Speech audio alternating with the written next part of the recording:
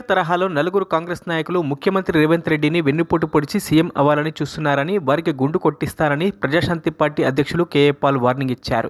నేను కొంతమంది కాంగ్రెస్ నాయకులకు వార్నింగ్ ఇస్తున్నా, మీరు కూడా ఎన్టీ రామారావుకి వెన్నుపోట పొడిచినట్టు రేవంత్ రెడ్డికి వెన్నుపోట పొడిచి ముఖ్యమంత్రి అవ్వాలని ఒక నలుగురు ప్రయత్నిస్తున్నారు. గుండె గీసేస్తా, పైకి పంపించేస్తా, ఒళ్ళు దగ్గర పెట్టుకొని ఉండండి.